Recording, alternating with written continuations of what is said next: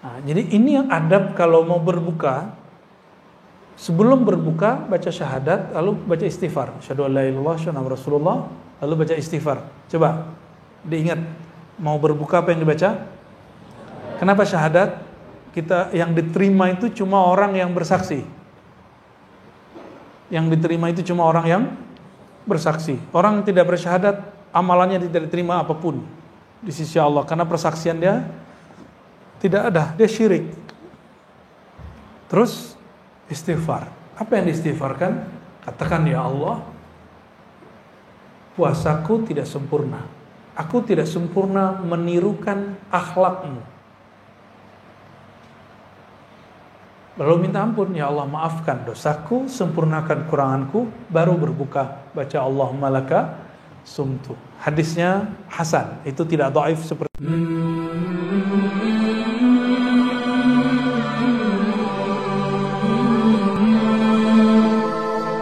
kita tidak mengharuskan 20 rakaat, boleh 11, tapi kita mengharuskan 2 plus 2 plus 2 begitu. Jadi bukan 4 ya. Jadi kalau 4 saya tidak izinkan buka tarawih di sini.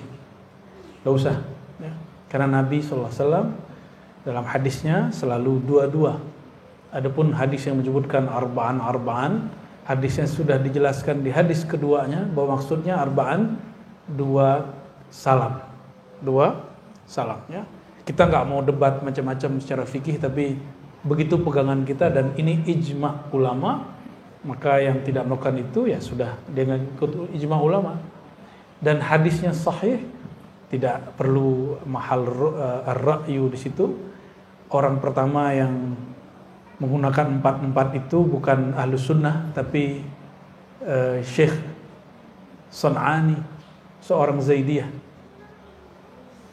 lalu diikuti oleh syekh dari India namanya Al-Mubarak Furi, seorang Hanafi, kemudian keluar dari Hanafi dan menjadi pengikut Athari, tapi dia tidak mengikuti athar ulama Mekah dan Madinah. Makanya sampai hari ini untuk melihat di Mekah tidak pernah orang sholat 11, mesti 20 sampai hari ini. Dan sampai hari ini tidak pernah berubah, selalu 2 rakaat, nggak pernah 4. Ya, meskipun masih ngotot di Sahih Bukhari, Aisyah mengatakan Nabi sholat 4. Oke, itu bukan hadis tarawih, itu hadis witir dan juga keliru cara memahaminya, karena hadis itu am, nahnu la na'mal bil am, na'mal bil khas. Ya, la yu'malul am biwujudil khas. Tidak boleh mengamalkan ni'am, hadis yang umum, ketika sudah ada hadis yang khusus yang menjelaskannya. Jadi kalau ada pengurus masjid, pengurus musola, surau, jangan ditanyakan ke jamaah, tanyakannya ke siapa? Ke ulama. Kalau jamaah maunya cepat-cepat kan? Kalau perlu nggak usah sholat tarawih lah. Kalau mau cepat-cepat, maunya nggak banyak ya. Jadi setiap Ramadan itu pengurus nanya, bagaimana jemaah kita sholat 11 atau 20? Ya jemaah kan pemalas. Mintanya berapa? Iya 11, 22 atau 44, pasti jawabnya 4. Bukan karena dia Muhammadiyah atau NU, itu masalah malas saja. Nah, saya menghargai kalau ada majelis tarjih memutuskan 4, tapi bagi saya itu berbeda dengan tarjih awal. Ya, Muhammadiyah majelis tarjih awal itu 2. Silakan cek sendiri. Saya punya bukunya. Dan kok yang kemudian beberapa tokoh mereka mengikuti pandangan Son'ani. Itu aneh. Mengikuti pandangan Mubarak Furi, lalu Albani oke, dia 11, tapi dia 2 bukan 4 3. Albani. Tapi Albani juga keliru. Kenapa? Karena hadis 11 bukan hadis tarawih, tapi hadis sholat witir. Silakan cek sendiri Sahih Bukhari, Muslim, Abu Tirmizi dan hadis yang lain. Kenapa? Dalilnya apa? Cek di situ, Nabi sholat malam tidak lewat, tidak lebih dari 11 rakaat, baik di bulan Ramadan atau di luar Ramadan. Ini lafaznya begitu. Coba antum lihat, adakah sholat tarawih di luar Ramadan? Ada nggak? Oleh karena itu, hadis ini bukan hadis sholat tarawih, itu hadis sholat witir. Karena witir paling tinggi, paling banyak 11 rakaat. Oke? Nah, ini pembahasan saya tahun-tahun 2004 sampai 2010 itu masih begitu-gitu pembahasannya ya. Karena sekarang penting dibahas, ya kita bahas ala kadarnya. Namun kalau ada yang ngotot saya 44, nggak usah juga berdebat. Biarin aja, nggak usah berdebat. Karena berdebat itu saudara jadi lawan. Lawan jadi musuh yang dibenci sampai mati nanti. Itu sebabnya Allah membenci orang berjidal, karena antum lihatlah sendiri ya. Debat presiden, dulu temenan cuma karena nyerang pribadi, jadi temenan nggak sekarang? Nggak ada ya. Sama urusan dalil, orang kalau berdebat nggak akan baik. Oleh karenanya salah satu adab kita, la nujadilu ahadan illa daruratan. Kita tidak berjidal berdebat kecil darurat. Darurat itu apa? Dia datang ke majelis kita, masa kita nggak bales? Itu harga diri itu. Ya, atau kita diundang, kita nggak ngajak debat, kita diajak debat di kandang dia, hajar aja langsung. Ya. Tapi kita nggak akan nantang orang berdebat. Ya, itu adab kita. Yang nantang debat, laisa minna, baginda Rasulullah. Karena ini tawakufan mau Ramadan, kitab Al-Luma karya Imam Abu Nasr As-Sarraj At-Tusi, kita buka bab zikrus saumi wa adabuhum ya, wa adabihim fihi. Ini halaman 151. Ini kalau kitab yang ini nih, atau sama enggak? Ustadz Rahmat sama enggak kitabnya? Oh, sama ya. Yang enggak punya kitabnya, PDF-nya ada ya. Semoga nanti tim ribat mau nerjemahin kitab ini. Kalau enggak nanti cuma teman-teman kita penerbit keislaman mau nerjemahin ya. Saya siap ngasih kata pengantarnya, enggak usah dibayar. Kita support dengan ngasih kata pengantar insyaallah ya. Bismillahirrahmanirrahim. Al-Fatihah ila ruhin Nabi sallallahu alaihi wasallam wa ila al-muallif Al-Imam Abu Nasr Abdullah As-Sarraj At-Tusi. Al-Fatihah. Bismillah.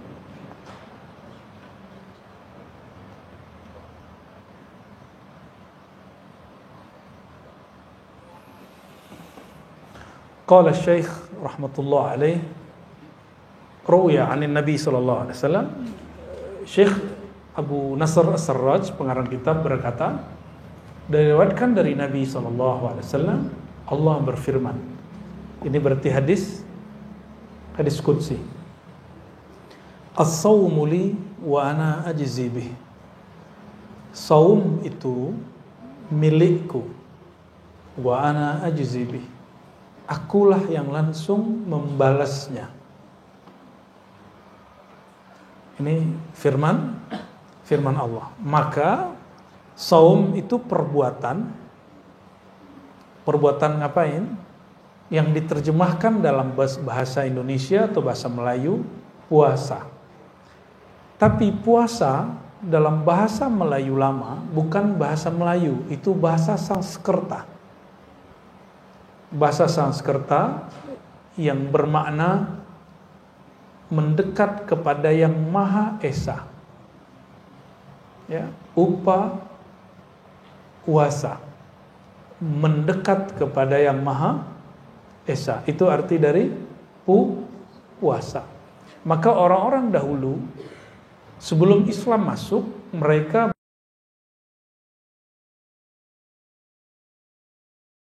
Esa berarti satu.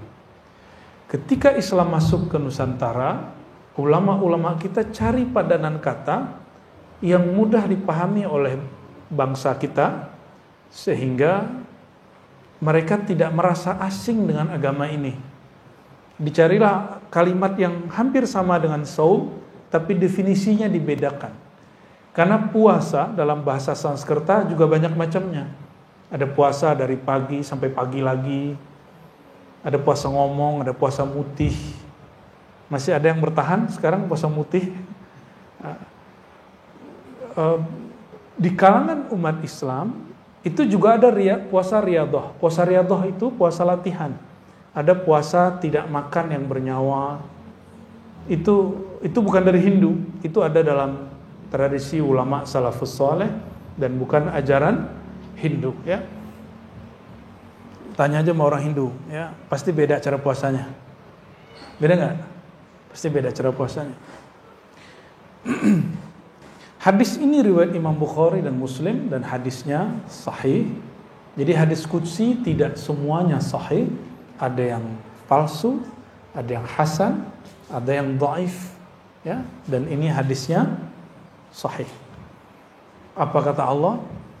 Puasa itu milikku dan aku yang langsung membalasnya. Maka orang yang berpuasa itu adalah asetnya Allah. Orang yang puasa itu asetnya Allah. Oleh karenanya, ulama-ulama terdahulu jika ada hajat, mereka puasa dulu. Kenapa berpuasa? Bukan puasa itu yang membuat amalan kita, doa kita diterima, hajat ditunai, bukan. Orang berpuasa, dia tidak bergantung kecuali hanya kepada Allah. Rasa tidak bergantung kepada nasi, kepada makanan, kepada air, lalu kolbunya hanya bertawajuh kepada Allah, menghadap kepada Allah. Rasa inilah yang membuat hajatnya dikabulkan oleh Allah Subhanahu wa taala. Bukan puasanya. Ya, bukan puasanya. Ini perbedaan belajar tasawuf dengan belajar ilmu hikmah yang rendah. Tasawuf itu hikmah ulya. Ada hikmah sufla. Hikmah sufla diajarkan kamu kalau ada hajat puasa. Gitu. Kalau mau naik pangkat puasa. Mau jadi orang sakti puasa Daud. Emang begitu? Enggak. Kita enggak begitu. Tasawuf, ilmu ma'rifatullah, berpuasa bukan untuk hal-hal seperti itu. Puasa untuk menumbuhkan kesadaran hubungan terdekat hamba dengan Allah dan memutus hubungan dia dengan selain Allah Subhanahu wa taala. Kita boleh enggak ketemu orang sekian hari, tapi kita mesti makan kan setiap hari? Nah sekarang makan antum diputus, minumnya diputus.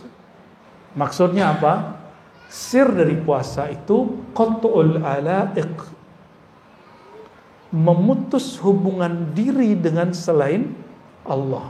Itu sirnya puasa. Jadi kalau orang berpuasa masih nyangkut hatinya dengan makhluk, dia baru puasa zahir, belum puasa batin, ya. Lalu ada yang bertanya, kata beliau, ma makna takhsisus shaum min bani sairil ibadat? Apa spesialnya puasa sehingga Allah mengatakan as-shaumu li? Puasa milikku. Ada enggak kalimat as-salatu li? Salat itu milikku, ada enggak? Ketemu enggak? Enggak ada. Az-zakatu li, ada enggak?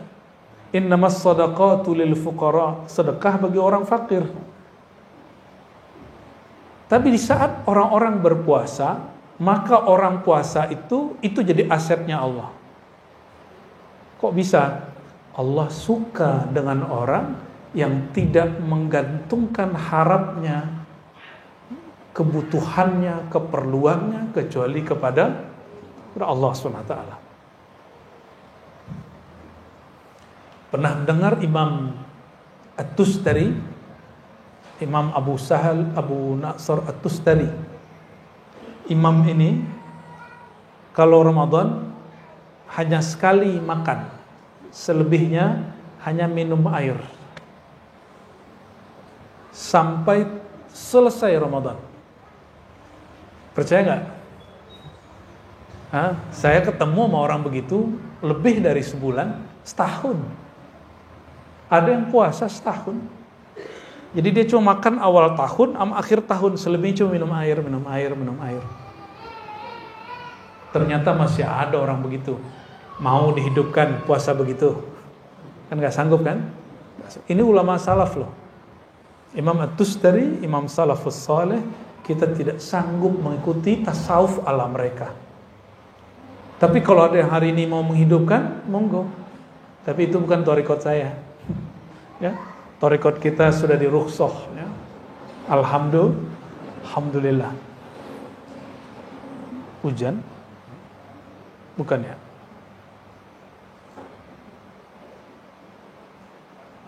Coba perhatikan di sini. Qad alimna anna jami'al a'mal lahu. Semua amal itu betul untuk Allah, tapi untuk Allah amalan apapun selain puasa itu mesti diikrarkan oleh orang yang beramal. Kalau kita mau sholat, kita baca niat. Sholli fardal maghribi salasa raka'atin lillahi. Kita yang ngomong, benar enggak?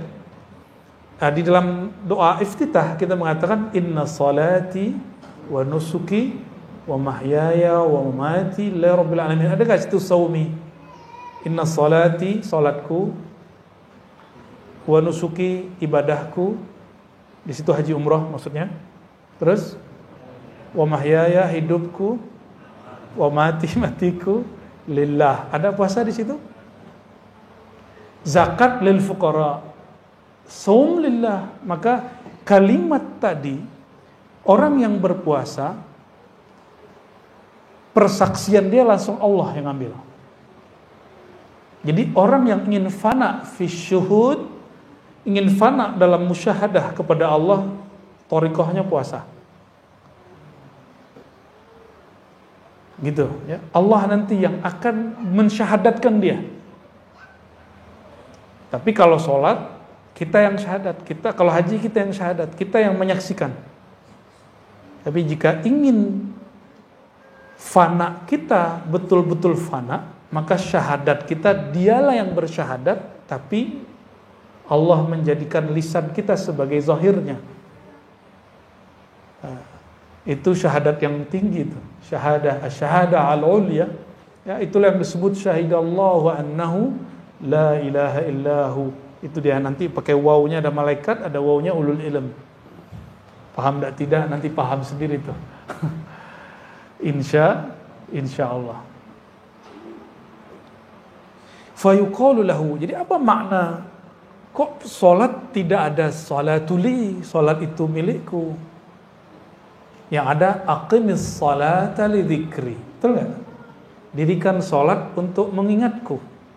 Tapi kalau puasa spesial. Ya, as-shaumu li. Saum itu milikku. Maka orang yang berpuasa dia sangat dekat kepadaku. Ya.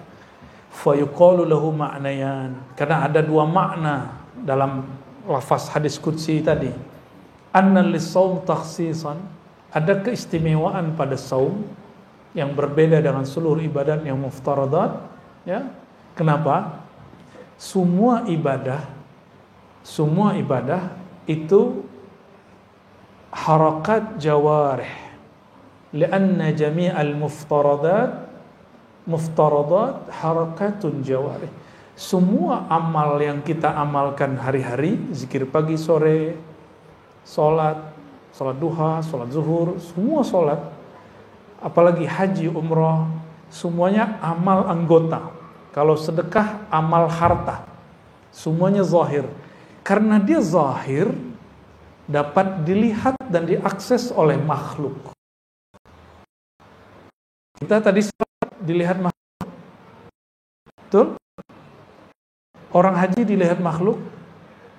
Sedekah dilihat makhluk. Betul?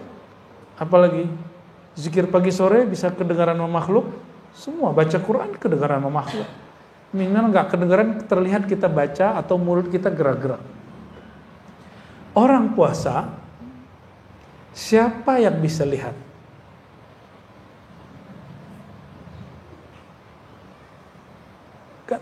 Jam 9 semua orang nggak ada yang makan, nggak ada yang minum misalnya. Kan bisa aja dia ngaku dia puasa, padahal dia nggak puasa.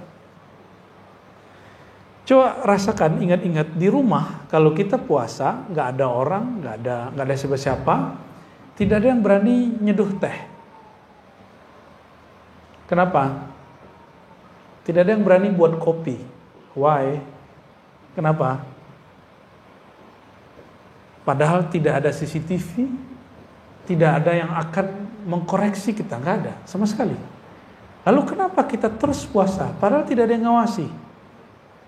Inilah sir puasa, bahwa jalan pintas untuk wusul kepada Allah, sampai merasakan Allah itu, darajat ihsan, itu puasa. Maka orang yang banyak sholat kurang puasa, sholatnya kurang khusyuk. Coba cek. Antum puasa hari ini, tadi misalnya kemarin, hari Senin atau hari Kamis. Kalau puasa coba jalan keluar, naik motor atau naik mobil, terus melihat orang buka aurat, berani nggak terus memandangnya? Padahal tidak ada yang melihat. Kamu ketahuan loh ya, matanya jelalatan, nggak ada. Mata kita tiba-tiba ditarik, jangan lihat, dan kita nggak mau lihat. Itu sir puasa. Ini yang disebut muraqabah. Apa sebutannya? Muraqabah. Jadi kalau mau cepat merasakan kehadiran qalbu, diperhatikan Allah, lazimu as-saum, banyak-banyak berpuasa. Ini sir rahasia orang berpuasa yang gak ada pada orang sholat, gak ada pada haji, tidak ada pada umrah, tidak ada pada sholat malam, tidak ada. Ini hanya milik ahlus saum, ya, orang-orang yang berpuasa. Tapi coba antum rasakan, malam tadi atau malam ini saya tidak berniat besok pagi hari Senin misal, jam 7 perutnya lapar nggak? Bunyi-bunyi nggak perutnya? Ya. Terus sarapan, nanti jam 12 bunyi lagi nggak? Ya, lapar lagi. Coba kalau kita puasa, kita katakan nawaitu shauma ghadin, aku niat puasa esok hari karena Allah. Besok pagi jam 7 lapar nggak? Jam 12 lapar nggak? Enggak. Jam 4 lapar? Nggak bakal lapar. Bayangkan niat itu di kolbu, tapi efeknya bisa tunduk seluruh tubuh. Seluruh anggota tubuh kita tunduk dengan kata-kata yang ada di niat. Maka orang yang kuat puasa, dia mampu menaklukkan dirinya. Kalau dia mampu taklukkan dirinya, baru dia mampu diizinkan Allah menaklukkan alam. Baru alam berkhidmat kepada dia. Maka kalimat yang disampaikan oleh Imam Ahmad bin Hanbal, man arafallah, siapa yang kenal Allah, ata'ahu ma siwallah, ya, atau khasyahu ma siwah, maka selain Allah takut kepadanya, takluk kepadanya. Jadi Imam Ahmad itu dulu pernah disiksa di penjara, dipaksa untuk mengatakan sesuatu yang bertentangan dengan akidah Ahlussunnah. Dipaksa oleh Algojo, ditelanjangi, sarungnya dilepas. Ini tanda kalau orang dulu nggak pakai gamis panjang kayak kita hari ini. Mereka pakai sarung. Sarungnya dilepas sehingga Imam Ahmad auratnya terbuka. Imam Ahmad masih pakai celana dalam. Cuma mazhab Imam Ahmad, paha dan lutut bagian dari aurat. Imam Ahmad cuma ngomong gini ke sarungnya, ya izari ittaqillah, wahai sarungku takutlah kepada Allah. Langsung sarungnya naik. Itu setiap kali Algojo mau narik, Algojo yang jatuh atau Algojonya ketarik. Maka si Algojo ada yang tobat tuh, sebagian jadi murid Imam Ahmad bin Hanbal, ya.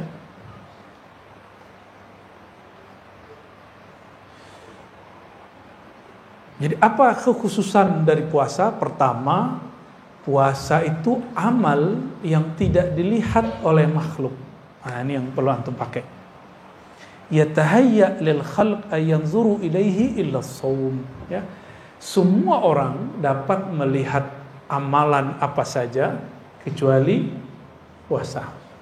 Ya. Kita masuk kantor. Sebelum masuk kantor kita minum makan dulu. Pas masuk kantor kita nggak makan. Bisa nggak ngaku saya puasa? Boleh aja kan? Orang percaya nggak? Orang percaya aja. Ya.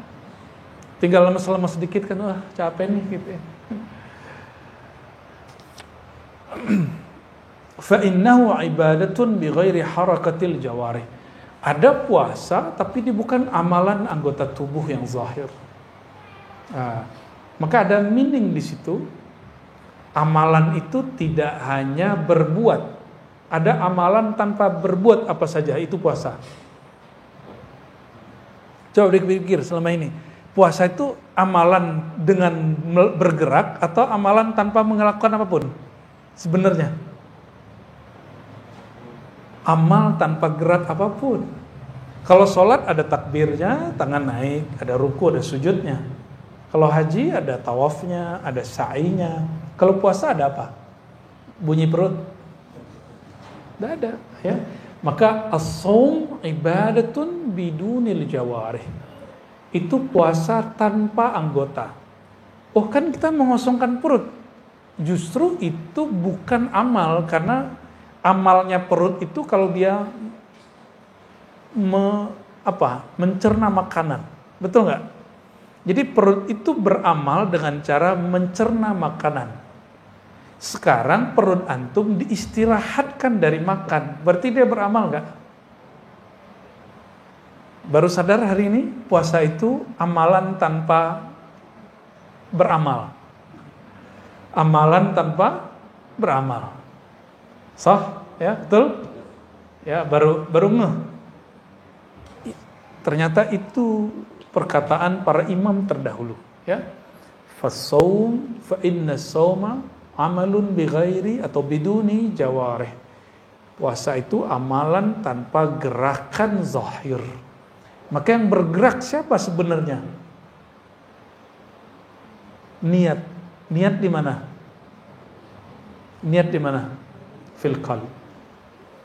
Ini yang saya suka dari puasa. Jadi puasa itu menghantarkan orang awam sampai kepada kesadaran batin, kesadaran bertuhan tanpa dia sadari. Ya. Oleh karenanya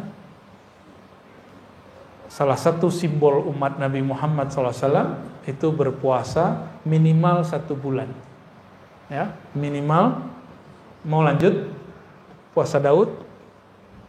Ya, Sayyidina Utsman, Sayyidatuna Aisyah puasa dahar, tiap hari puasa kecuali hari yang haram. Imam Nawawi hampir setiap hari disebut puasa, tapi dia nggak disebut puasa, hanya dia yang tahu. Dia makan minum sebelum terbit fajar, lalu hanya makan minum lagi esoknya terbit fajar, sebelum terbit fajar. Begitulah terus. Jadi maghrib pun dia nggak makan, paling-paling dia cuma minum. Imam Nawawi, maka Imam Nawawi punya kitab hari ini diamalkan dan dibaca oleh hampir semua umat Islam. Pernah dengar Arba'in Nawawi? Itu asbab dia punya sir puasa. Padahal kitab beliau ini juga pertama, yang pertama bukan beliau nulis Arba'in. Oke. Famin ajli dzalik qala ta'ala as-shaumu li. Itulah alasannya kenapa hadisnya menyebutkan berpuasalah karena puasa itu milikku, ya, asetku. Ada penjelasan lain di situ. Ini penjelasannya menarik sekali. Ini yang kemudian dinukil ulang oleh Imam Ghazali dalam Ihya.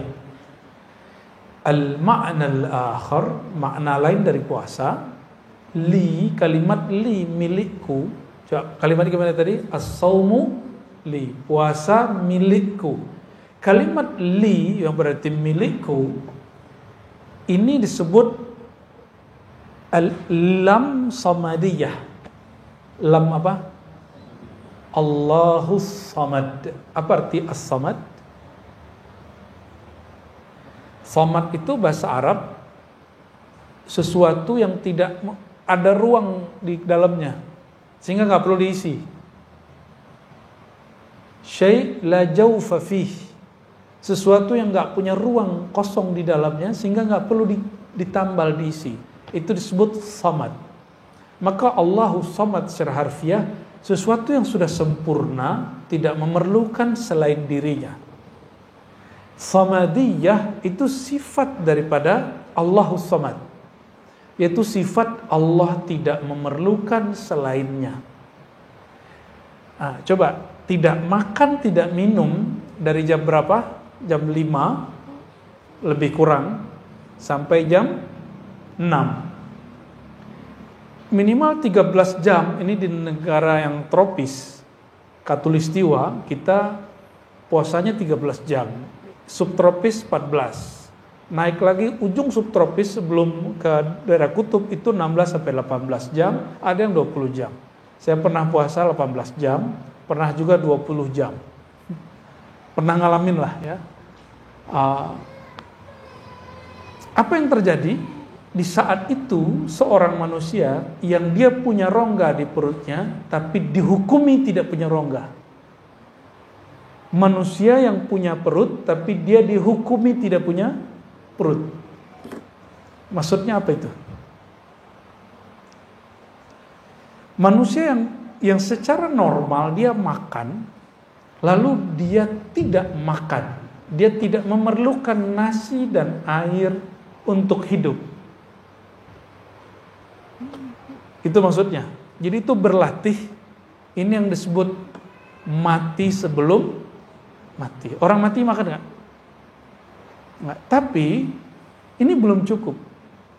Justru as-samadiyah ini diturunkan kepada malaikat. Jadi sifat samadiyah Allah pantulkan, tajallikan sifat ini kepada malaikat. Maka malaikat makan nggak? Makan? Malaikat minum? Malaikat tidur? Nah, maka ada satu hal yang saya gak bingung sama orang puasa.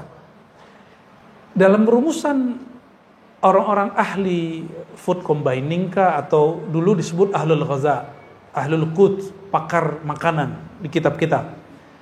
Banyak makan, banyak minum, banyak tidur. Jadi orang banyak makan dan minum menyebabkan banyak tidur. Jadi mau antum minum kopi 5 gelas sehari, itu kan banyak. Pasti tidur. Katanya kopi bikin orang gak ngantuk. Pasti ngantuk. Ya, pasti ngantuk. Karena kebanyakan air. Ya. Terus, kok bisa begini? Oh, ternyata ada kesalahan pola bersahur dan pola iftar. Pola berbuka. Orang berbuka, dia tidak melakukan manhaj Nabi Muhammad SAW. Nabi Muhammad SAW kalau berbuka pakai apa? Enggak pakai gorengan. Nabi Muhammad SAW pakai kurma. Kalau tidak pakai apa? Air putih. Nabi nggak bilang buang yang lain. Padahal ada buah yang lain loh. Coba tanya sekarang pakar-pakar kedokteran, pakar biologi, pakar-pakar food combining. Mereka bisa menjawab dan menjelaskan sir kenabian. Yang tidak pernah ada nabi satupun menjelaskan ini kecuali Nabi Muhammad SAW. Maka secara ilmu fiqih, berbuka dengan kurma dan air hukumnya apa? Mustahab atau sunnah. Tapi secara ilmu hakikat, itu hampir wajib. Kalau sayang ke badan. Kalau sayang ke, dan nanti akan membuat orang tubuhnya stabil. Kenapa? Dalam waktu sekian lama kita tidak konsumsi apapun, kita memerlukan sesuatu yang manis.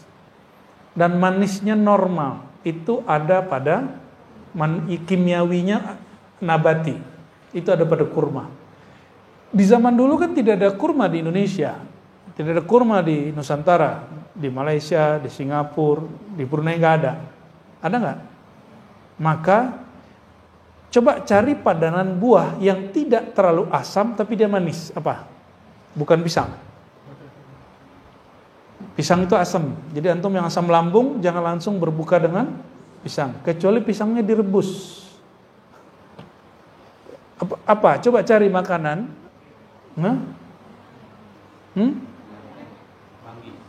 Manggis asam. Pepaya, right. Pepaya. Apalagi yang sejuk di perut? Semangka, apalagi? Tapi Nabi nggak bilang semangka kok. Terlalu keras semangka itu.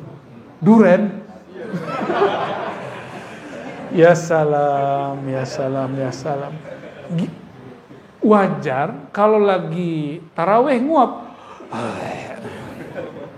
Ya. Dan sendawanya mengganggu semasjid. Kenapa? karena makan kolak duren.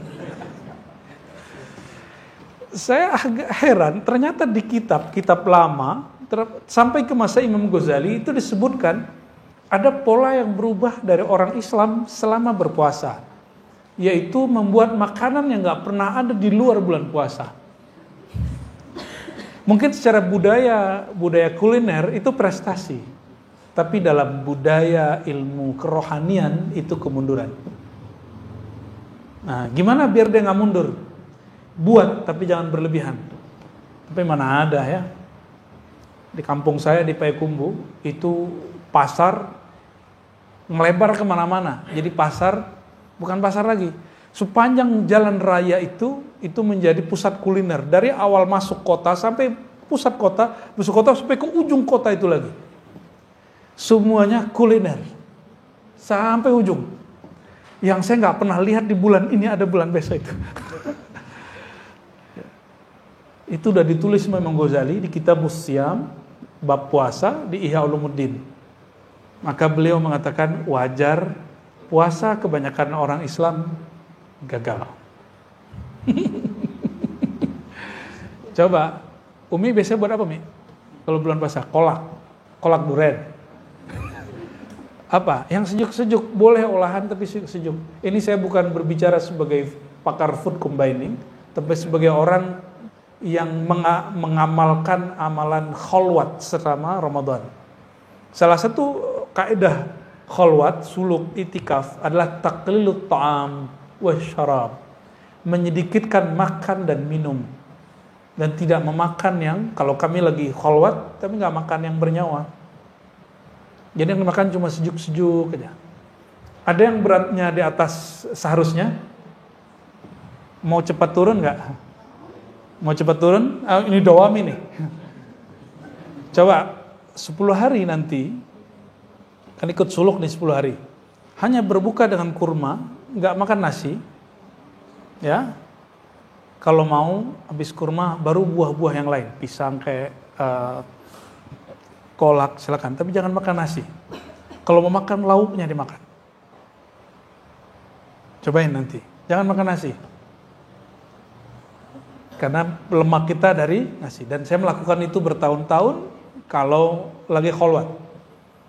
Itu berat kita turun drastis. Coba bayangkan antum bawa buah ini, satu tangan sini, satu tangan sini. 5 menit pegel nggak? Itulah yang terjadi pada orang yang gampang lelah beribadah karena tubuh dia tambah berat. Nambah berat 1 kilo, 2 kilo, 3 kilo. Dan inilah yang terjadi pada umat Islam. Awal Ramadan, ramai sekali masjid. Akhir Ramadan, semuanya kaki dan perutnya sudah berat. Dari mereka nggak datang lagi ke masjid. Betul nggak? Ya. Jadi silakan buat kolak, tapi jangan berlebihan. Ya. Jangan buat makanan apapun, tapi jangan kulu washrabu wala tusrifu. Makan minum tapi jangan berlebihan. Ya.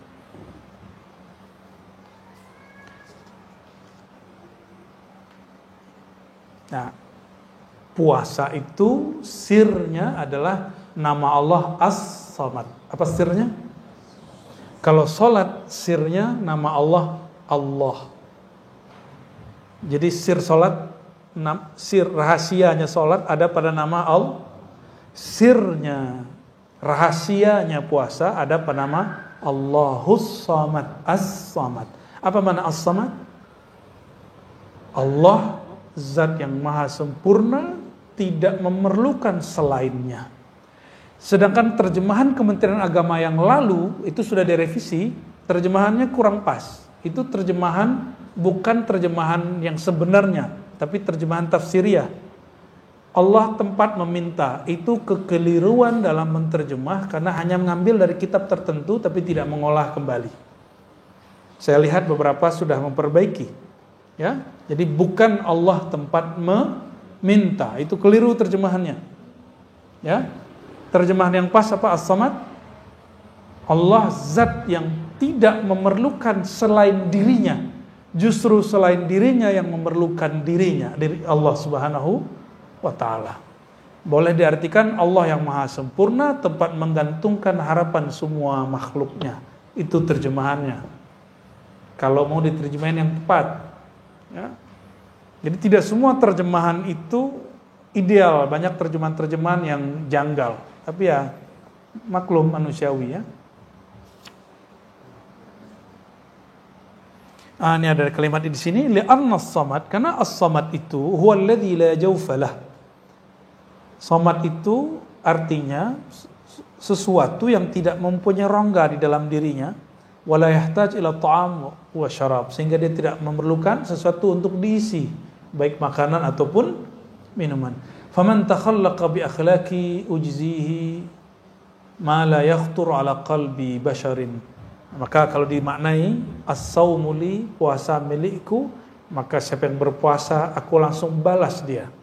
Terjemahan beliau, faman takhallaqa bi akhlaqi, siapa yang menirukan sifatku. Apa sifatku? Tidak memerlukan selain dirinya. Ya. Maka ujzihi, aku balasi dia suatu ganjaran, satu balasan yang tidak terlintas dalam kolbu manusia. Ya. Malam ini kita kembalikan lagi arti jaza kepada ganjaran. Ya, karena masa kampanye dan pemilu sudah selesai. Jaza itu arti pasnya ganjaran. Ya, sebelumnya kita ganti balasan. Nunggu 14 Februari ya.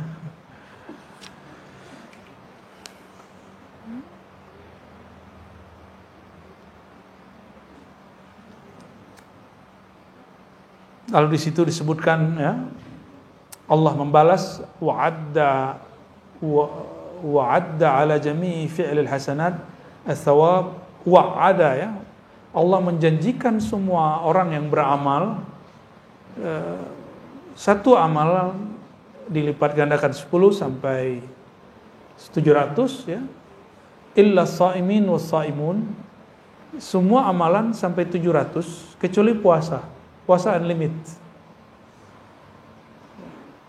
Maka ada surat Az-Zumar ayat 10, innama yuwaffas sabiruna ajrahum bighairi hisab.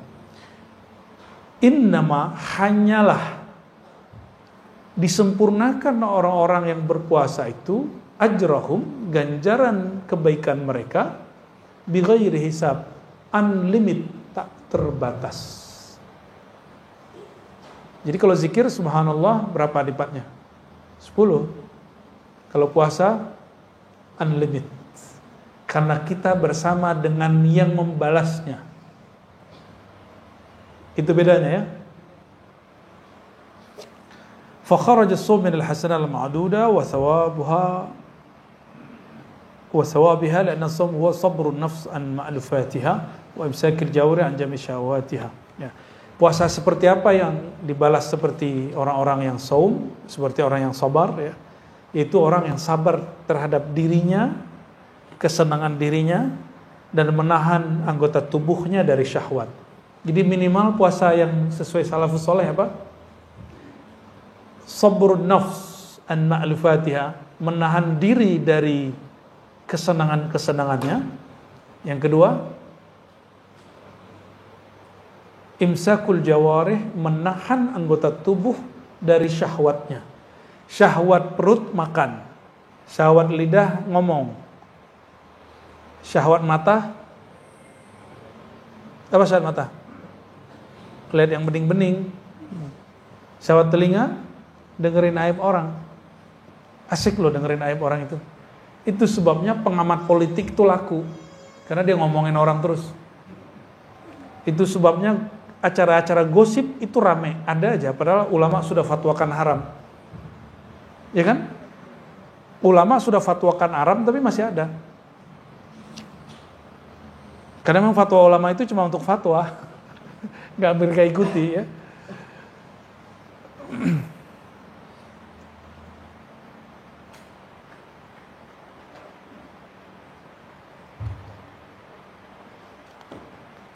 Lalu beliau mengatakan ya, di halaman 152 paragraf pertamanya, wasihhatus shaum, maka kesahihan puasa, kesahan puasa dan adab-adab orang berpuasa ya, itu tergantung kepada, coba ada banyak hal di sini. Satu, sihhatu maqasidihi, kelurusan niatnya. Yang kedua, mubayanatu syahawatihi wa hifzi jawarihi, menjaga anggota tubuhnya. Yang ke berapa? Yang ketiga, safa'i mat'amihi, ke safa, ya, kebeningan, kemurnian, kehalalan makanannya. Wa ri'ayatu qalbih. Nah, tadi masih fisik.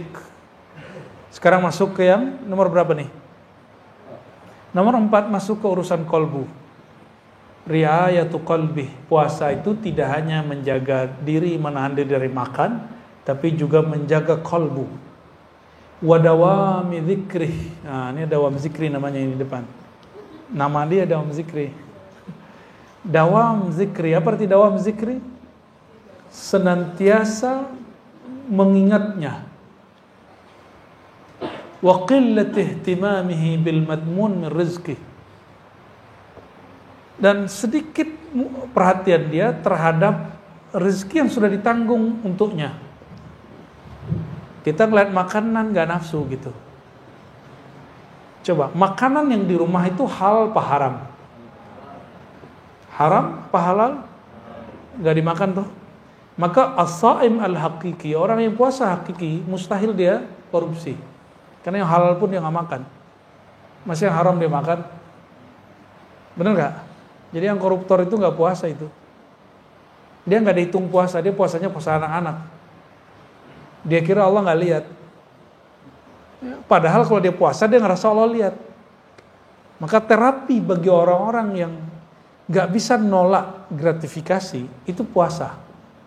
Kan orang puasa gak akan berani nerima. Puasa aja coba, puasa Daud kayak.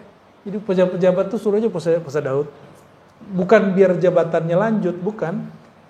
Ngapain jabat cuma 5 tahun, tapi dilaknat Allah sampai mati. Untuk apa? Ya, ini yang dilupakan oleh caleg-caleg ini ya. Caleg-caleg pejabat-pejabat. Antum bayangkan, nyalek belum tentu juga selesai 5 tahun, ada yang mati duluan. Kalau diangkat jadi pejabat, kadang-kadang dimutasi 3 bulan. Orang menjabat cuma sekian hari, sekian bulan, sekian tahun, tapi Allah memusuhi dia bertahun-tahun sampai mati. Mau begitu? Nauzubillah min dzalik. Itu sudah berapa? Sudah 6. Naik lagi. Ciri-ciri orang yang diterima amalannya, dia tidak merasa beramal. Kalimatnya apa? Wa qillatu mulahazatihi li shaumih. Dia tidak memperhatikan puasanya. Dia tidak menganggap dirinya berpuasa. Dia enggak menganggap dirinya soleh. Wa wajlihi min taqsirihi. Dia menganggap puasanya enggak sempurna. Nah, jadi ini yang adab kalau mau berbuka. Sebelum berbuka baca syahadat, lalu baca istighfar. Asyhadu an la ilaha illallah, asyhadu anna Rasulullah, lalu baca istighfar. Coba diingat, mau berbuka apa yang dibaca? Kenapa syahadat? Kita yang diterima itu cuma orang yang bersaksi. Yang diterima itu cuma orang yang bersaksi. Orang yang tidak bersyahadat, amalannya tidak diterima apapun di sisi Allah, karena persaksian dia tidak ada, dia syirik. Terus istighfar. Apa yang diistighfarkan? Katakan, ya Allah, puasaku tidak sempurna. Aku tidak sempurna menirukan akhlakmu. Lalu minta ampun, ya Allah maafkan dosaku, sempurnakan kuranganku, baru berbuka. Baca Allahumma laka sumtu. Hadisnya hasan, itu tidak dhaif seperti yang diklaim oleh sok-sok pendhaif hadis. Ya. Hadis ini hukumnya apa? Hasan. Allahumma laka sumtu. Siapinlah, dihafalin. Allahumma laka sumtu wa bika amantu. Ya, mana kurmanya makan. Baik, jadi sediakan apa di depan nanti? Kurma, walaupun cuma 1, 2, atau 3. Ya. Dan hati-hati, ini teman-teman, saya ketemu seorang dokter dan dia ngingetin saya, tidak semua kurma itu higienis. Dari sananya higienis, tapi nyampe di sini belum tentu higienis. Jadi kalau antum beli kurma, dia tidak di-pack dengan oke, cuci dulu. Aneh kan? Tapi terus dilakukan. Tapi kalau kurmanya di packagingnya bagus sehingga mustahil kena debu-debu dan bakteri, silakan langsung dikonsumsi. Tapi kalau kurma yang curah, saya tidak anjurkan antum langsung konsumsi. Kalau mau dikonsumsi, bersihin dulu. Ya, aneh kan, kurma disuci itu aneh. Tapi gimana lagi, itu yang terjadi. Saya beberapa kali sakit perut dan kita nggak makan apa-apa, pas ingat ya makan kurma. Kurmanya kurma curah. Nah, kita nyaranin orang-orang yang usaha kurma jangan jual kurma curah. Kurmanya di packaging yang baik. Ya, apalagi kurma yang ditebar di pasar tepi jalan. Aduh, ya Allah. Nah, ini kelemahan Indonesia. Pasar tradisional Indonesia belum menjamin mutu makanan buah yang dijual secara baik. Semoga teman-teman kita di kementerian itu memperhatikan itu. Sehingga kita minat gitu belanja di pasar tradisional.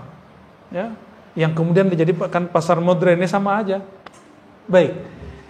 Wal ista'ana billahi ala ta'diyatihi, minta tolong kepada Allah agar mampu menyempurnakan puasa. Berarti puasa itu tidak sempurna kalau Allah tidak. Jadi kalau antum sanggup puasa sampai terbenam matahari, itu ciri-ciri orang dibantu oleh Allah Subhanahu wa taala. Itu kabar gembiranya. Kalau demikian, layakkah seorang hamba yang kenal hakikat puasa lalu minta balasan pahala puasa? Kita mampu menyempurnakan puasa, izin siapa? Terus antum minta balasan? Gak sopan namanya. Itu gak sopan ya. Nah, di sini ada status dari puasa 15 hari, makannya cuma sekali. Kalau bulan Ramadan makannya cuma sebulan itu sekali dan malamnya cuma minum air. Ya. Wa kana yuftir 'alal ma'il qurah wahdahu kulla lailah. Setiap malam cuma minum air. Ada loh orang begitu. Nama imamnya siapa? Sahal bin Abdullah At-Tustari, salah satu imam salafus saleh. Jadi kalau ada orang bilang itu bid'ah, bilang aja ente seleranya besar. Ya, nafsu makannya gede. Jangan salahkan Imam At-Tustari. Itu imam besar itu ya. Wah, ini banyak sekali model-model puasa zaman dulu ya. Kita nggak usah baca semua. Nah, langsung ke puasa para sufi. Ya, puasa siapa? Halaman 103 bagian bawah. Fa ammas sufiyyah, adapun para sufi dan fuqara al-mujarridun alladzina qata'ul halaiq, yang mana mereka disebut ahlu tajrid, yang sudah punya kesempatan full untuk bertorikoh. Qata'ul halaiq, memutus kesibukan duniawi. Kalau tidak sanggup minimal 10 hari terakhir disebut i'tikaf ya. Enggak sanggup 7 hari. Enggak sanggup 5 hari. Enggak sanggup 3 hari. Enggak sanggup 1 hari. Enggak sanggup. Kayaknya perlu dipuasain tuh orang. Udah meninggal tuh orang tuh. Mati kolbunya sudah itu, ya. Selevel Nabi masih itikaf 10 hari. Ada yang sesibuk Nabi nggak? Nabi itu istrinya 11, panglima perang, direktur zakat, pemimpin negara, guru ngaji, imam masjid. Ada yang sesibuk beliau? Ada yang sesibuk beliau? Kan gak ada. Jangan so sibuk lah ya. Saya sibuk tat. Ente sibuk apaan? Ya.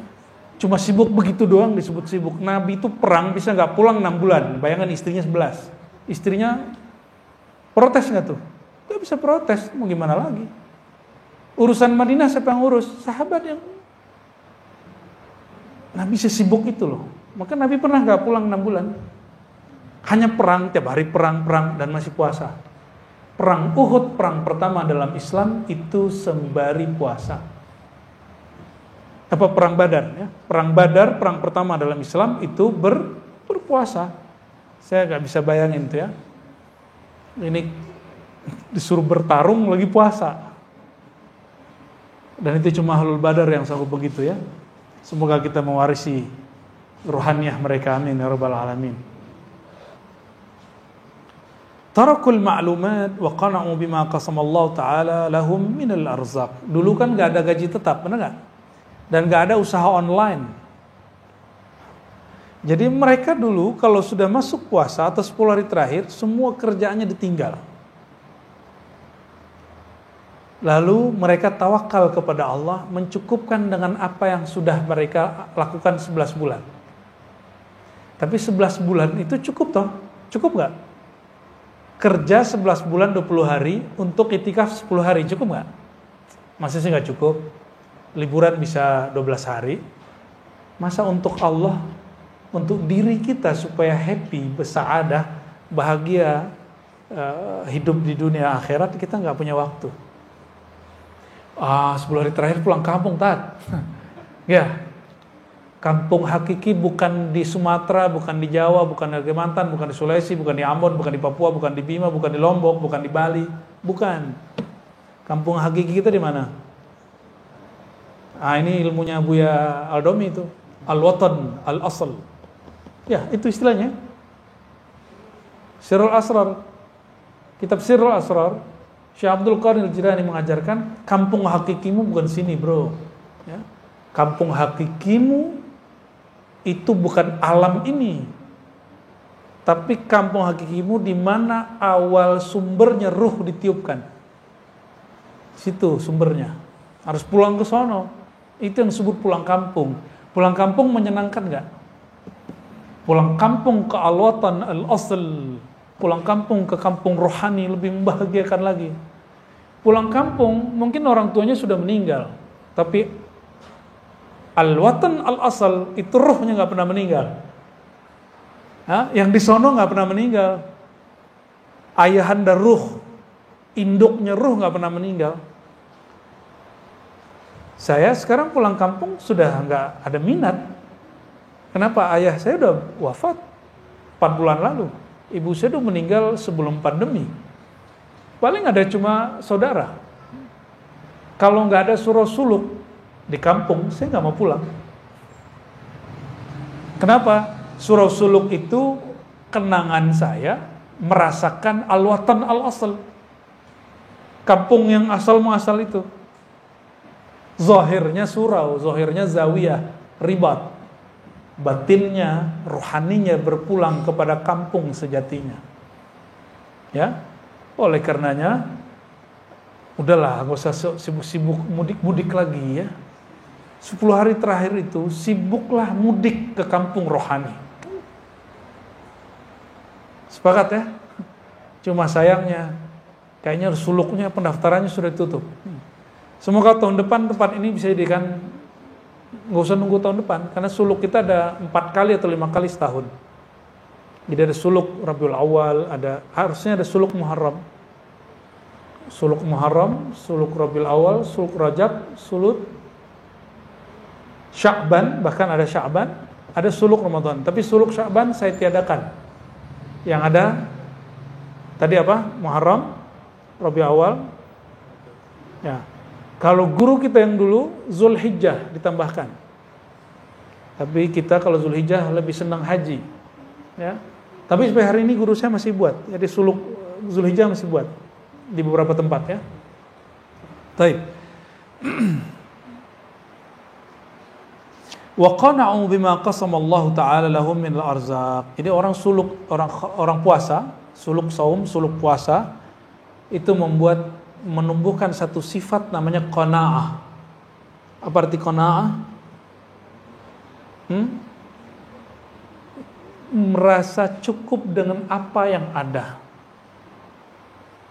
Ya. Jadi ciri-ciri puasanya sukses, waktu berbuka itu dia berbuka tanpa bernafsu untuk menghabiskan makanan yang banyak. Nah, coba cek nanti ya.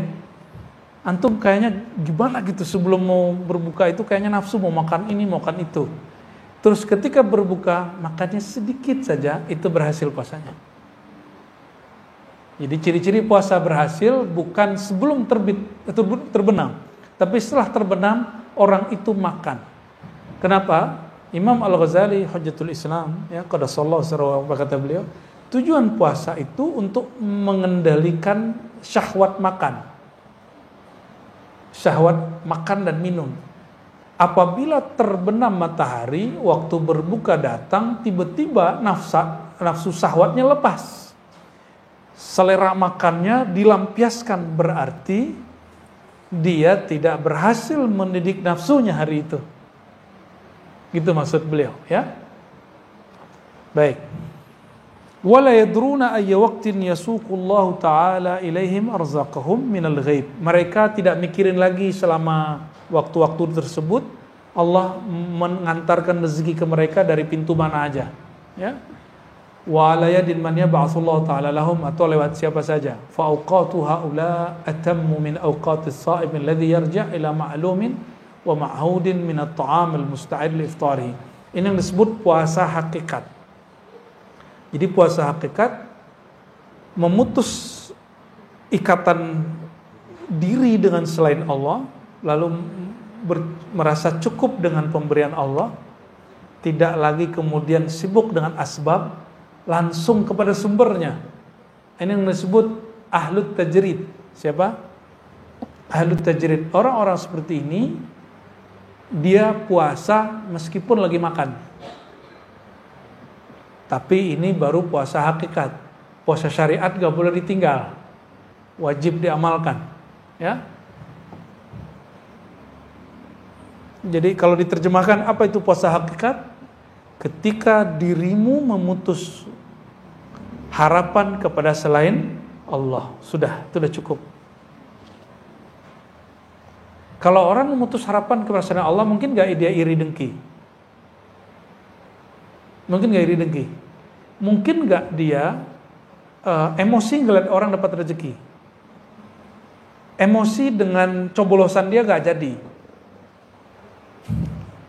Nyoblos, tapi yang dicoblos gak kepilih jadi presiden.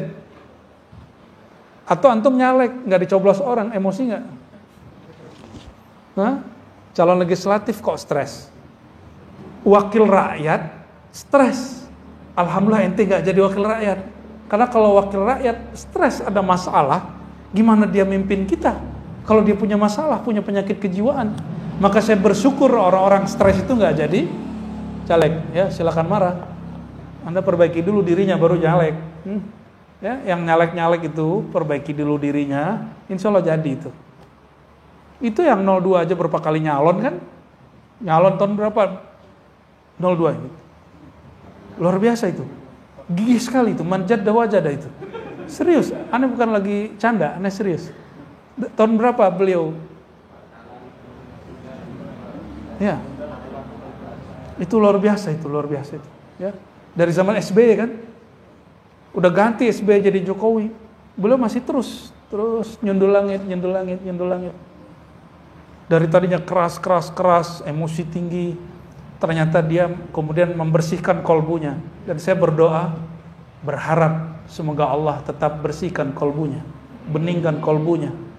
Dan dia mesti lebih bening lagi dari presiden sebelumnya. Ya, karena tantangannya lebih berat. Kita doakan ya.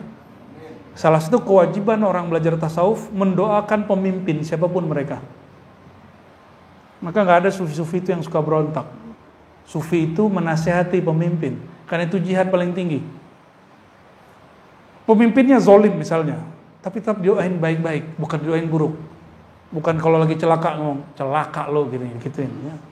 Tuh karena ente zolim ma'ana, ente celaka. Sufi nggak ngomong begitu.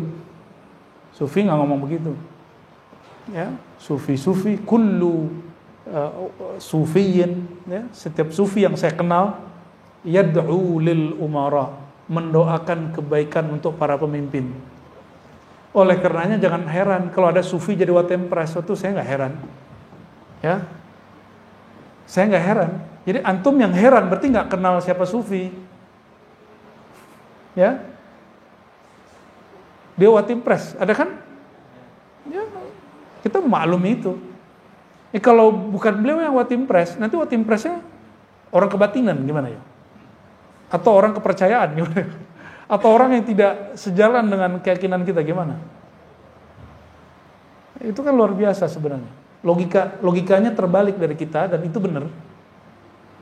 Ya, kita doakan pemimpin yang terpilih, kolbunya semoga lebih bening, lebih bersih dari masa-masa sebelumnya, dari pemimpin sebelumnya. Amin ya rabbal alamin. Insyaallah kalau begitu Allah turunkan berkah dari langit, Allah keluarkan berkah dari bumi untuk negeri kita. Insyaallah ya. Saya nggak khawatir mau dajjal keluar kayak apa kayak, kalau pemimpin kayak itu aman kita. Insyaallah ya. Kok jadi kesana ya? Bahas puasa sih ya. Dan ini berkah baru pemilihan di Indonesia, kita langsung dapat bulan berkah, bulan Ramadan. Semoga orang-orang tambah sabar, ya, bukan malah tambah ngamuk-ngamuk, ya. Belum apa-apa udah pemakzulan. Aduh ya salam.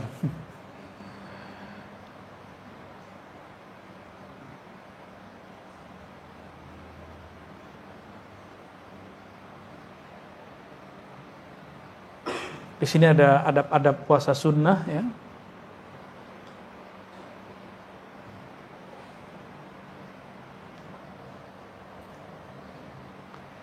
Ada beberapa hal di sini yang barangkali agak beda dengan amalan antum. Kalau para sufi, nih perhatikan, salik murid.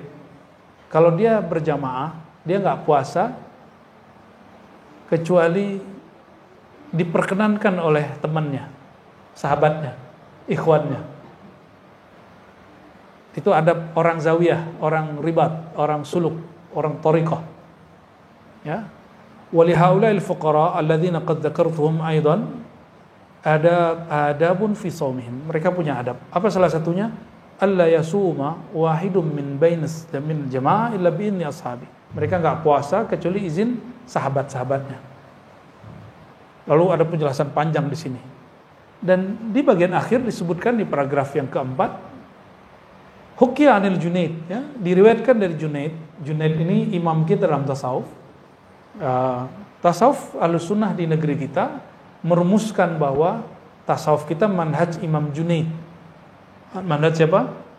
Apa kata Imam Junaid? Apa amalan Imam Junaid? Kana yasumu 'ala dawam. Beliau ini puasa tiap hari. Berarti ini Imam Junaid puasa tiap hari, kecuali hari yang haram. Fa idza dakhala alaihi ikhwanuhu aftara ma'ahum. Tapi kalau ada tamu datang, ada muridnya datang, sahabatnya datang, maka dia makan bersama mereka. Habis itu lanjut lagi. Nah itu puasanya Hajiman itu. Ya, dulu katanya. Jadi dia nyambung puasa habis makan. Maksudnya bukan begitu. Imam Junaid menghargai tamunya lebih tinggi daripada amalan pribadinya. Puasa itu amalan pribadi, sedangkan menghormati tamu amalan sosial, dan amalan sosial lebih tinggi dari amalan pribadi. Itu bukan puasa Ramadan ya. Puasa Ramadan mau datang tamu 1000 juga nggak ngaruh. Wa yaqulu laisa fadlul musa'ada lil ikhwan bi aqall min fadli as-shaum lis-sha'im idza kana mutawwa'an atau kalaman nahwa dzalik ya. Jadi salah satu cara kita membahagiakan saudara-saudara kita adalah saat dia makan kita jangan kita kemudian nggak makan gitu ya. Apalagi antum bertamu. Nah ini aneh, orang udah berthariqah terus bertamu di rumah kita ajak makan, maaf Tat saya puasa. Disuruh gurunya makannya nggak mau makan. Lebih tinggi makom dia dari gurunya.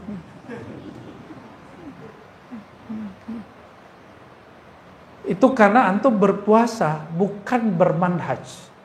Puasanya, mohon maaf, antum buat puasa dengan manhaj kurikulum ulama rohani, tapi hanya berpuasa dengan kehendak diri. Beda loh hasilnya nanti. Oh, saya ingin mendekatkan diri kepada Allah, kalau saya nggak puasa merasa jauh dari Allah gitu ya. Ya, ada beberapa orang yang berbicara kepada saya begitu, bukan satu dua, banyak sekali. Saya kasih pertanyaan dan semuanya tertegun. Mas, kalau kita nggak puasa, emang Allah jauh?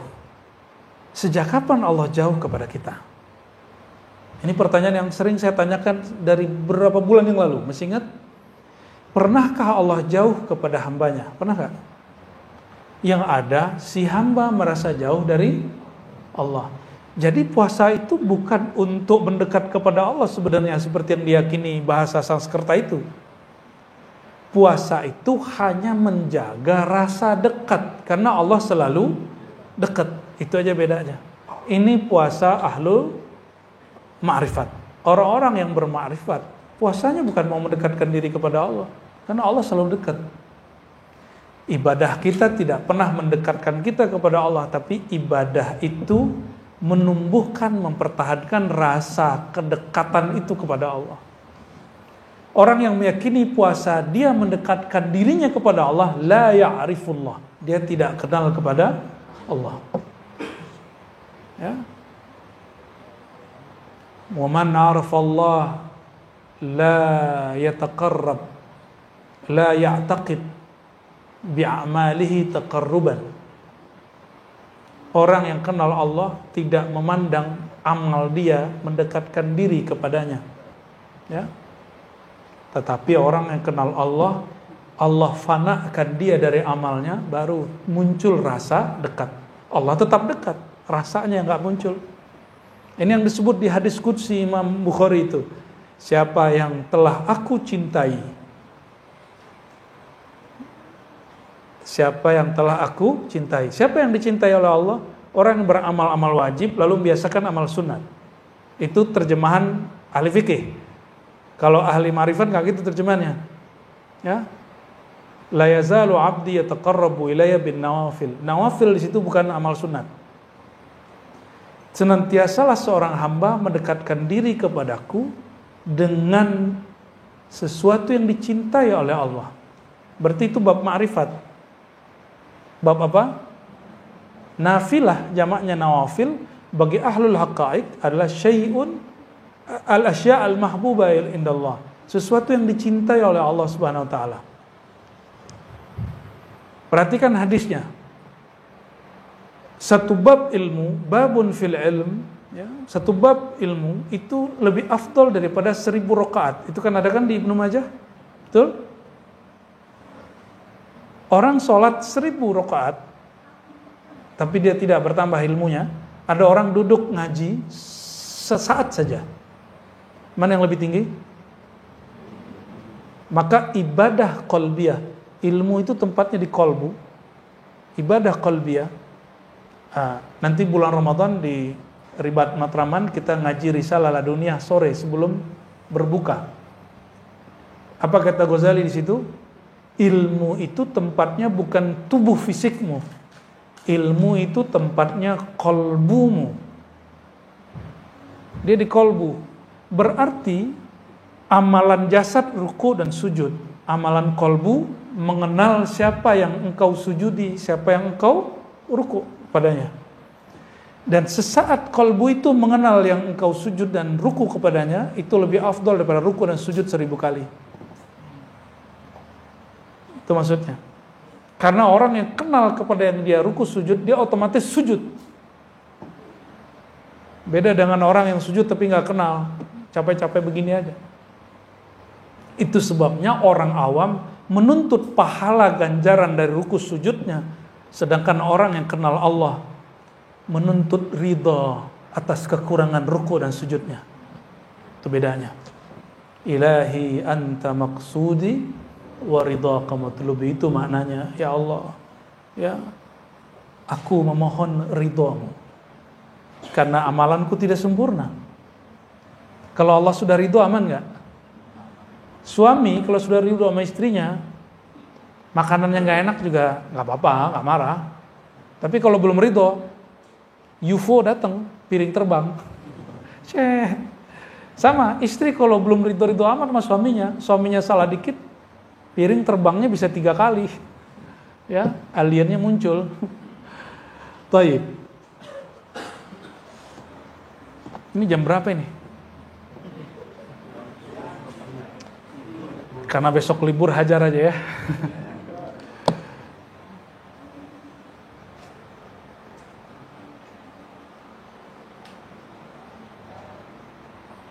Ini jangan salah paham. Imam Junaid ada punya kalam yang aneh. Ini perhatikan ya. Idza ra'aitas sufi, maka jangan heran antum kalau ketemu ulama-ulama sufi yang sudah advance, itu jarang sekali puasa. Maka Imam Junaid berkata, murid kalau lihat kita sekarang tazandaqa, dia zindik. Karena dia kira jadi wali cukup duduk-duduk aja ngomong-ngomong ngopi-ngopi. Ya. Tapi kalau mereka kenal masa lalu kita, awal mula kita masuk ke jalan ini, tahaqqaqa, pasti dia masuk ke alam hakikat, pasti jadi ahlul haqiqah. Maksudnya apa? Kata Imam Junaid, ini perhatiin Imam Junaid ngomong apa? Idza ra'aita as-sufiyya yasum shawma tatawwu' fattahimhu. Kalau engkau melihat ada seorang sufi, orang tarekat,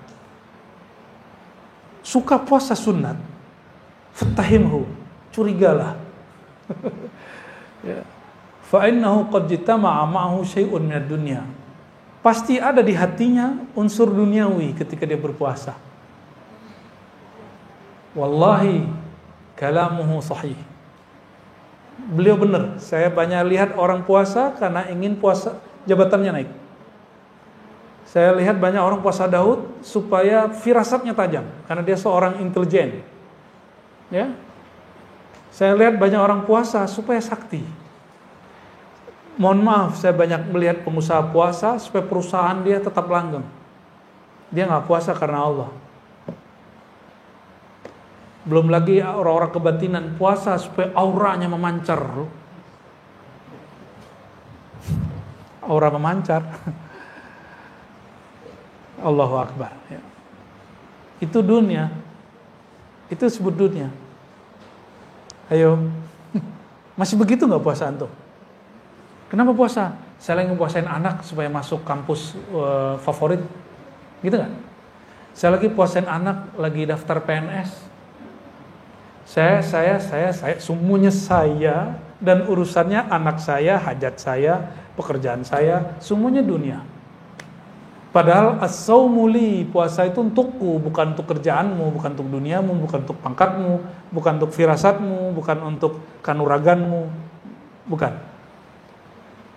Ya, ini maksud kalimat Imam Junaid, bukan Imam Junaid ngelarang seorang murid puasa sunat.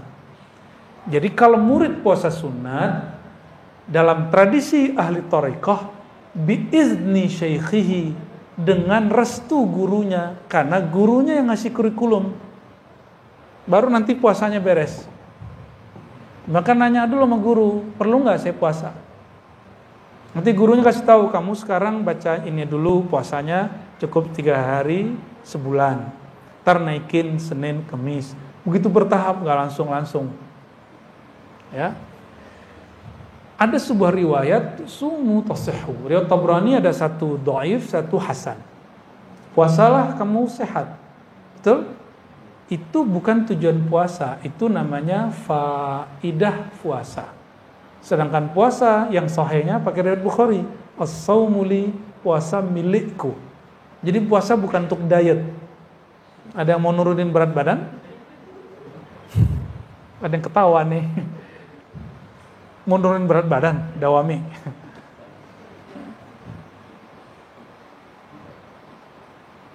Jadi kalau sudah punya mursyid,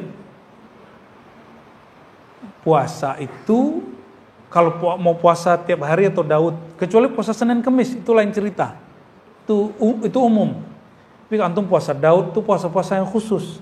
Atau puasa dawam, puasa yang tiap hari la budda bi idzni syaikhihi, mesti dengan izin guru. Ya. Dan amalkan kayak tadi, kalau guru datang jangan puasa. Masa guru kita datang, guru kita hadir, kita bilang, "Makan nih Pak Kiai, saya puasa." Kayaknya makom ente lebih tinggi dari dia itu ya. Maka jangan heran kalau melihat ada guru mursyid yang sudah jam terbangnya tinggi secara rohani, bukan jam terbang ceramahnya, bukan. Itu jarang sekali puasa. Bahkan jarang sekali duduk wiridan. Bahkan jarang sekali duduk lama tahajud, paling cuma beberapa rakaat langsung beres. Why? Limaza? Karena dia duduk, dia ngomong, udah ngomongin Allah. Dia ngobrol, itu ngobrolin Allah. Ini beda orang, mohon maaf ya, di Sumatera, di Banjar, di Sulawesi, itu beda tradisi dengan Pulau Jawa. Orang-orang di Jawa, kebanyakan kalau ngomong makrifat mesti malam-malam hari, tengah malam, terus di pesantren, atau di pendopo, atau di padepokan gitu ya. Kalau antum ke Sumatera, ke kampung saya aja, nggak usah jauh-jauh. Itu orang duduk di warung ngomongin ilmu hakikat. Lagi main gaplek itu. Ngomong ilmu hakikat itu. Percaya nggak? Ke Banjar juga sama. Ke Sulawesi juga sama, saya ketemu. Ambon barangkali hampir mirip. Orang-orang sana begitu. Mereka ngomongin Allah di mana aja. Nggak perlu nunggu waktu-waktu tertentu.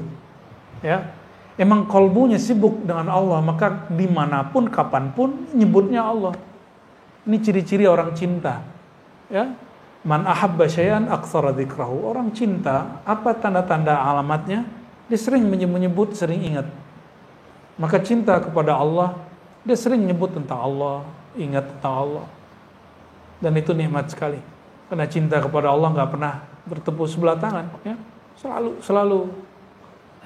selalu dijawab oleh Allah Subhanahu wa Ta'ala. Ya. Kalau kita kepada makhluk, ada aja halangannya. Ya. Udah halal aja masih tengkar gitu. Benar nggak? Udah halal aja masih konflik. Maka ada orang cerai dalam pernikahan. Nggak ada cerai, berpisah. Allah yang ceraikan dengan kematian. Itu cinta ke makhluk. Inilah rahasia as-samad. Maka orang-orang yang kalbunya sudah penuh dengan mahabbatullah, cinta kepada Allah,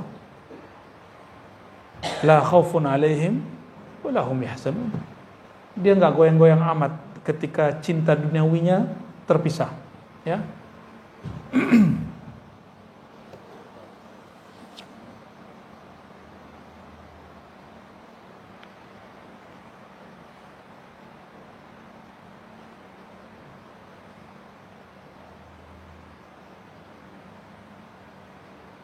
Nah, ini bagian penutup yang mau saya bacakan ya.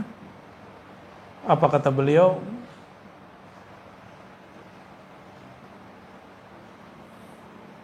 Jika kita in kanu jama'atan mutarafiqin mutawakhin ashkalan wa bainahum murid yahsuhu 'ala as-siyam fa in lam yusa'iduhu yahtamu li iftarihi ya. Jadi jika mereka para sufi itu bersama dengan jamaah atau kelompok komunitas yang mereka dekat ya, mutarafiqin, mutawakhin, bersaudara, lalu di antara mereka ada murid yang sedang disuruh berpuasa, gurunya nggak puasa, apa yang dilakukan? Ini yang dilakukan oleh guru saya dulu di Ciputat ya. Beliau nggak puasa tapi menjamu semua yang puasa di pesantren. Itu puasa 10 hari, 9 hari Zulhijjah. Ya. Wa taqallafu lahum rifqa. Jadi menyantuni mereka ya, wala yahmiluna halahu ala ahwalim. Tidak membawakan halnya guru disamakan halnya murid. Nah, ini perhatikan. Jangan mengikuti amalan guru kecuali bi amrihi. Perhatikan. Tidak mengikuti amalan guru kecuali diperintahkan, diijazahkan. Guru kita sholawat 1000 sehari, kita nggak usah ngikutin kalau guru kita nggak nyuruh. Guru kita puasa, kita nggak ngikutin kecuali kita disuruh. Guru kita tidak berpuasa, kita juga nggak ngikutin itu kalau kita emang hari puasa. Sampai beliau nyuruh, udah kamu makan. Ya, patuh kepada guru. Sehingga kita puasa bukan lagi dengan ego, berpuasanya dengan isyarat qalbiyah, ya. Li'anna syekh ya'lam ma yasluhu lahum, karena guru mengerti yang baik bagi mereka. Maka nanti kalau suluk, gurunya bilang, kamu kurangi baca Quran, banyakin zikir dulu. Ikutin aja, bukan dilarang baca Quran. Kurangi baca Qurannya dulu, karena baca Quran kalau kolbunya lalai, la yufidu syai'an, la ya'athir syai'an, wa la yanfa' syai'an. Nggak bermanfaat.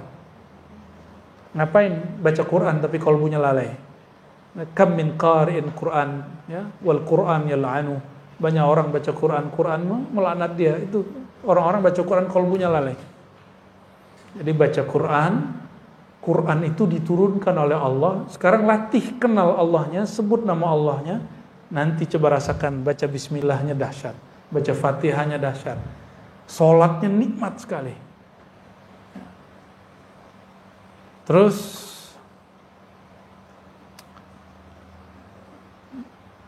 disebutkan, ya, dari Imam Ash-Shibli, annahu qala li rajulin, dia berkata kepada seorang, tuhsin antasumal abad, ya. Sebaiknya kamu, apakah baik bagi kamu jika kamu puasa setiap hari gitu? Atau sebaiknya kamu puasa setiap hari? Qala kaifal abad? Tapi terjemahan abad kayaknya bukan setiap hari deh. Setiap hari dahar. Ini puasa abadi. Puasa hakikat. Bukan shaumud dahr. Kata Imam Shibli, sebaiknya kamu puasa abadi, bukan lagi puasa hari-harian. Orang ini nanya, fa kaifal abad? Qala taj'al ma baqiya min umrika yauman wa tasumuhu. Ya. Puasa setiap hari abadi itu, taj'al ma baqiya min umrik. Engkau menilai umurmu yang tersisa itu hanya tersisa 1 hari. Anggap besok kita sudah mati. Maka kita berniat besok itu tidak lagi menggantungkan harapan kecuali hanya kepada Allah. Ada yang tahu besok masih hidup? Ada yang tahu? Ya, kita baru kenalan kemarin dengan salah satu sahabat kita. Kayaknya sehat-sehat aja, tapi ternyata baru dapat kabar dia meninggal. Nah, Imam Shibli memberikan satu ilmu yang disebut puasa abadi adalah puasa hakiki. Esok kamu hanya meyakini umurmu 1 hari esok saja. Lalu kamu jaga mulai dari sekarang sampai esok itu dengan kolbunya selalu bergantung kepada Allah Subhanahu wa Ta'ala, ya. Nggak ada yang tahu. Ada orang masih kecil sudah berpulang, nggak kena sakit karena accident. Ada yang masa remaja, ada yang sudah berumur, suka-suka Allah Subhanahu wa Ta'ala, ya. Dan saya juga nggak tahu umur saya gimana. Kalau panjang insya Allah membersamai antum, kalau pendek lanjutkan kajian-kajian dan amalan ini, ya. Kita sesederhana itu mikirnya. Itu sebabnya ribat kita buat semandiri mungkin. Jadi tidak terlalu bergantung kepada sosok figur guru. Jalan aja, dan alhamdulillah hari Senin Selasa jalan, ya. Di sini hari Senin jalan. Apalagi di sini hari Rabu, ya. Zikirnya hari Rabu, Ajiman. Ya, jalan terus, ya. Saya nggak mesti hadir, alhamdulillah jalan. Di banyak tempat sudah mulai jalan begitu. Semoga ini berjalan terus, ya. Dan kita jadikan hari esok jangan-jangan hari terakhir. Sehingga malam ini kita berbuat sesuatu yang spesial.